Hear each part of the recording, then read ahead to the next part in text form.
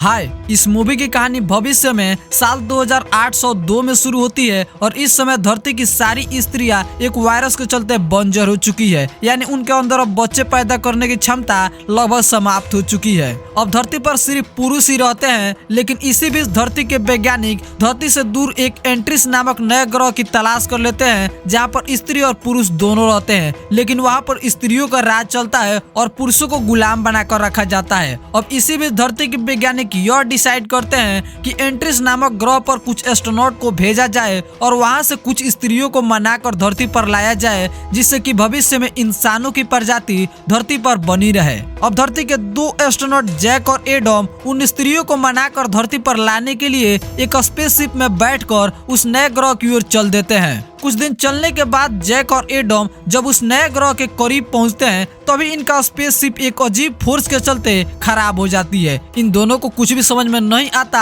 और स्पेसशिप इनके हाथ से चला जाता है और स्पेसशिप वहीं के सरफेस पर क्रैश हो जाता है। हालांकि इन दोनों को काफी चोट नहीं आती है, लेकिन धुएं से इनके दम घुट न जाए, इसीलिए वो स्पेसशिप से बाहर निकलते हैं और बाहर की नजारा देखकर हम यह समझ सकते हैं कि यह ग्रह पूरी तरह से बंजर है। इस ग्रह पर सिर्फ चट्टान नहीं है। अब इन दोनों को यह लगता है कि इस ग्रह पर आना इन लोगों का बेकार हो गया है। अब जब एडम जैक के घाव को हील करने के लिए उसे इंजेक्शन लगा रहा होता है, तभी उसे एक कुत्ते की आवाज सुनाई देती है। वह कुत्ते की आवाज का पीछा करता है, तभी उसे एक बच्चा दिखाई देता है। अब जब एडम उस बच्चे के पास जाता है, तो वह बच्चा कहता है कि स्नेक हेड पास ही में है और वह बच्चा वहाँ से भागने लगता है। एडम को कुछ भी समझ में नहीं आता, इसीलिए वह बच्चा का पीछा करता है। लेकिन थोड़ी देर बाद उसे समझ में आ जाता है कि यह बच्चा क्या कह रहा था, क्योंकि स्नेक हेड ग्रुप की लड़कियां उस बच्चे को पकड़ लेती है। दरअसल स्नेक हेड की ग्रुप की लड़कियां टेक्सन के लिए काम करती है और टेक्सन के लिए स्नेक हेड ग्रुप की लड़कियां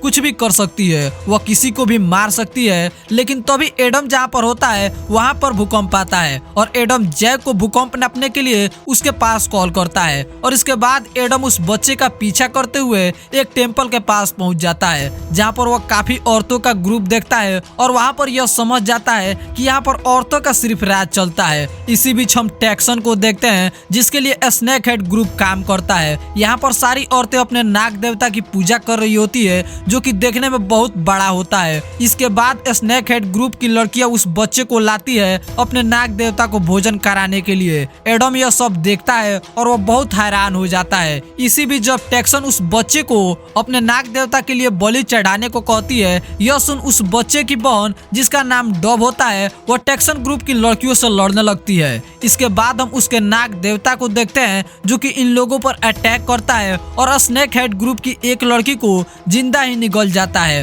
अब टेक्सन उस लड़की को गिरफ्तार कर लेने को कहती है, लेकिन इसी बीच हम यहाँ की रानी सुमरू को देखते हैं, जो कि टेक्सन ग्रुप की लड़कियों के काम से काफी ज्यादा नाराज होती है। दरअसल इस प्लेनेट पर लड़कियां दो ग्रुपों में बटी होती है। एक ग्रुप रानी सुमरू के लिए काम करता है तो दूसरा टेक्सन के लिए काम करता है। अब जो पकड़ी गई लड़की डब होती है, वह रानी सुमरू के लिए काम करती है। इसीलिए सुमरू उस लड़की को बचाने के लिए आगे आती है और उसे कहती है कि डब ने जो भी किया है वो अपनी सेल्फ डिफेंस में किया है। यहाँ पर इन दोनों के बीच बहस हो ही रहा था। इसी बीच एडम के पास जैक का कॉल आता है और ये सारी लड़कियां एडम को देख लेती है। टेक्सन अपने ग्रुप की लड़कियों को एडम को पकड़ने का आदेश देती है, लेकिन इसी बीच एडम अपने गन को फायर करके वहां से भागने में कामयाब हो जाता है। दूसरी तरफ वो छोटा लड़का भी वहां से भागने में कामयाब हो जाता है। अब एडम और छोटा लड़का दोनों भाग रहे होते हैं, तभी टेक्सन ग्रुप की लड़कियां एडम के पैर में एक जहरीला तीर मार देती है। पर यहाँ पर जैक पहुंच जाता है और उस छोटे की लड़के की मदद से एडम को अपने स्पेसशिप में लेकर चला जाता है। पर एडम को अब तीर लग चुकी होती है और वह बेहोश हो रहा होता है। तभी यहाँ पर रानी सुमरू आती है और स्नेक हेड ग्रुप की लड़कियों को यहाँ से जाने को कहती है। स्नेक हेड ग्रुप की लड़कियां मना कर देती है और वो कहती है कि आपको मालूम नहीं, इस ग्रह पर मर्दों को मारना पूरी तरह से कानूनी है। तभी सुमरू कहती है कि यहाँ की मैं रानी हूँ और मेरी बात न मानना किसी कानून तोड़ने से कम नहीं है। अब रानी की यह बात सुन उन लड़कियों को यहाँ से जाना पड़ता है। इसके अगले सीन में हम देखते हैं कि एडम अब पूरी तरह से रानी सुमरू की मदद से ठीक हो चुका होता है। अब जैक एडम से कहता है कि यहाँ की स्कैनोमीटर को देखकर हम यह कह सकते हैं कि यह ग्रह बहुत जल्द ही तबाह होने वाला है और मेरे हिसाब से मैक्सिमम इस ग्रह के पास अब 2 ही महीने बचे हैं। इसके बाद यह ग्रह तबाह हो जाएगा। अब रानी सुमरू एडम से मिलने के लिए आती है। एडम उसे बताता है कि इस ग्रह के लोग पृथ्वी के ही वंशज है। दरअसल 1000 पहले पृथ्वी की रिसर्च टीम ने इस ग्रह पर कुछ आदमियों को भेजा था। 100 सालों तक इन दोनों के बीच कम्युनिकेशन ठीक रहा, लेकिन उसके बाद यहाँ के संपर्क पृथ्वी से टूट गया। अब रानी सुमरू को एडम की बातों पर विश्वास हो जाता है, क्योंकि उसके पूर्वजों ने पृथ्वी ग्रह के बारे में उसे बताया था।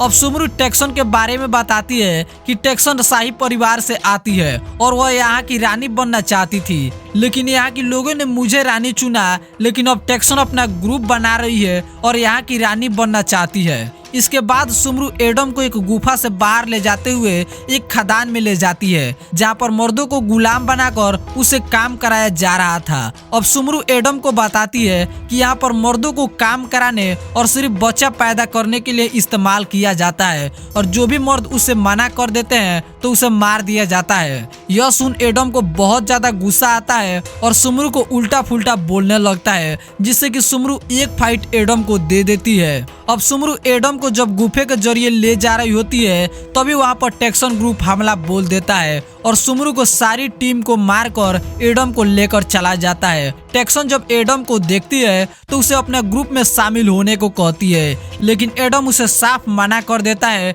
जिससे कि टेक्सन बहुत ज्यादा गुस्सा हो जाती है और एडम पर हमला बोलती है। लेकिन एडम को यहाँ पर कुछ भी हो पाता उससे पहले ही सुमरू जैक को लेकर यहाँ पर पहुंच जाती है और टेक्सन को एक गुस्सा मारकर उसे बेहोश कर देती है। अब रानी इन सभी को लेकर एक सुरंग के जरिए बाहर निकलने लगती है। तभी जैक एडम को बताता है कि इस ग्रह पर और भी बहुत कम टाइम बचा है और जल्द ही इन लोगों को यहाँ से निकल जाना चाहिए। एडम जब इस बात को रानी को बताता है तो रानी अपने गले से निकालकर उसे एक चाबी देती है और उसे कहती है कि 1000 साल पहले जब पृथ्वी के लोग एक स्पेसशिप में बैठकर यहाँ पर आए थे, उसी स्पेसशिप का यह चाबी है। यह देख सभी लोग बहुत ज्यादा खुश हो जाते हैं और वे सोचते हैं कि अगर वे स्पेसशिप को चालू करने में कामयाब हो गए तो ये लोग यहाँ से निकल पाएंगे। इसके बाद वे लोग आगे बढ़ते हैं और टेक्सन ग्रुप द्वारा कैद किए गए मर्दों को वे लोग छुड़ा लेते हैं। अब रानी इन लोगों को बताती है कि इन लोगों को और भी आगे बहुत चलना होगा,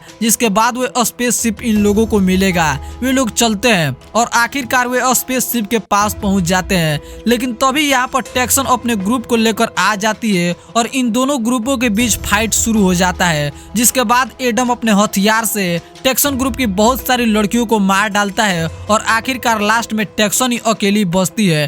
टेक्सन रानी को फाइट करने के लिए ऑफर देती है, रानी भी उसे एक्सेप्ट कर लेती है। इन दोनों के बीच फाइट होता है। वैसे तो सुमरू टेक्सन पर भारी पड़ रही होती है, लेकिन उसी बीच उसका पैर एक लोहे में फंस जाता है, जिससे कि टेक्सन रानी को मारने लगती है। इसी का फायदा उठाकर टेक्सन अब रानी को जान से मार देने वाली थी, तभी एडम अपना गन निकालकर टेक्सन को मार देता है। दूसरी तरफ स्पेसशिप में बैठा जैक स्पेसशिप को चालू करने में कामयाब हो जाता है। अब रानी के दिल में मर्दों के लिए जो नफरत थी वो अब समाप्त हो जाती है। वो सभी मर्दों को यहाँ से ले जाना चाहती है। वह बाहर निकलती है और सभी मर्दों से कहती है कि यह ग्रह अब खत्म होने वाला है और बाहर सभी लोगों को स्पेसशिप में डाल लेती है। इसके बाद जब स्पेसशिप चालू ही होने वाला था तभी वहाँ पर वह नाग आ जाता है और इन लोगों पर हमला बोल देता है। यह देख एडम जैक से कहता है कि स्पेसशिप को जल्द ही चालू करे। जैक स्पेसशिप को चालू करता है और स्पेसशिप से निकलने वाले धुआं से